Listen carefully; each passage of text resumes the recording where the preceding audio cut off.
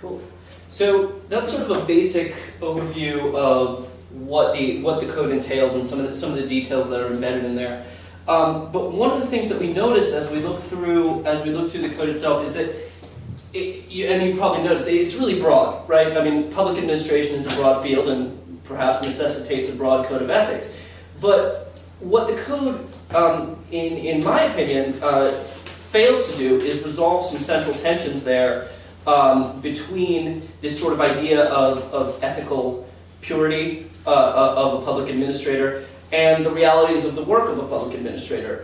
And the code itself seems to say, yes, do both, but doesn't seem to provide us a great guideline for how to navigate those waters between. And we had a great clip that we thought sort of illustrated exactly that from a movie you guys are probably familiar with. So we're going to take a minute and watch this real quick. Oh, how you get long to say that to me. You claim you trust them, but you know what people are. You know that the inner compass that should direct the soul toward justice has ossified in white men and women, north and south, unto utter uselessness through tolerating the evil of slavery. White people cannot bear the thought of sharing this country's infinite abundance with Negroes. A compass I learned when I was surveying. It'll point you true north from where you're standing. But it's got no advice about the swamps, deserts, chasms that you'll encounter along the way. If in pursuit of your destination you plunge ahead heedless of obstacles and achieve nothing more than to sink in a swamp, what's the use of knowing true north?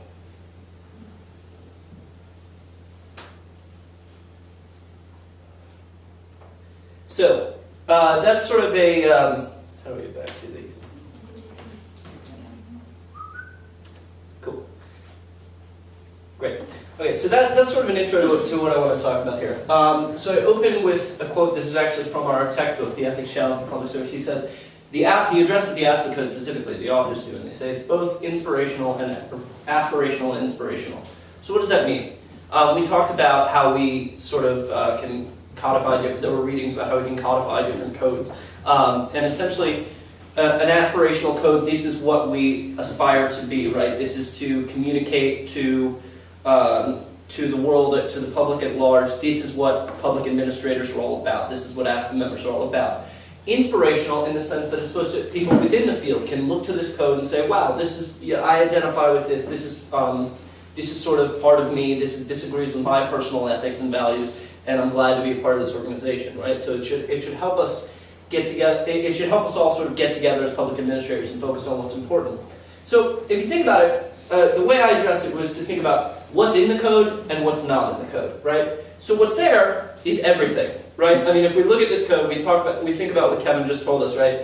It's comprehensive, it's far-reaching, and in fact that makes sense because many people who are going to be public administrators who are members of ASPA also will find themselves in a different professional organization as well, whether it be emergency management, whether it be police, whether it be local government management association, whatever it is. So by virtue of that, by virtue of the openness of the field, the far-reachingness of the field, you would say, sure, we need to have a big, comprehensive code of ethics that can sort of capture all the different ideas that are out there about public administration. But then, what's missing, right? What this code fails to do is to prescribe definitions to some of the terms that it wants to put out there in the spirit of being general, right? Things like always pursue the public good. Well, how great does that sound? Well, what does that mean, right? And does this code give us any advice to consider the public good? And as you look over it, it really doesn't. And they not only give a code, they prescribe a list of practices to get at each step of the code. And those practices themselves never say, this is how we discern the public good from not the public good, or this is how we weigh the challenges of these things. So now, do we expect a code of ethics to guide us through every aspect of our professional practice? No. But I would say that this code fails to even do it a little bit, and it just uses blanket terms like public good, and highest standards of ethics. What standards? You know, is it this code? Is this code the highest standards of ethics? If so, why is it referencing itself when it talks about maintaining the highest standards of ethics? So, and in fact, one of the things we found is that some of these goals are even conflicting. They say we need to always support democracy and the democratic process. Yet, one item later, the code says you need to be willing to make unpopular decisions for the good of the public good. Aren't these inherently contradictory terms to decide something that's unpopular, not supported by the majority of people? Oh, we need to do this because I'm a public administrator, versus the idea of democracy, we need to always support the will of the people and what the people support. I mean, these are inherently contradictory terms, which are okay, but I don't feel like this code gives us a method to navigate those sort of tricky waters.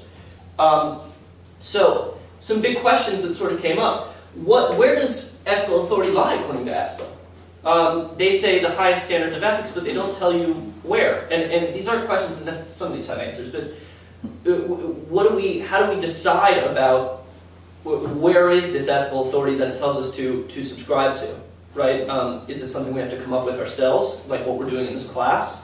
Or is it something that we're supposed to get from our individual professions? So what's the ethical framework at play here?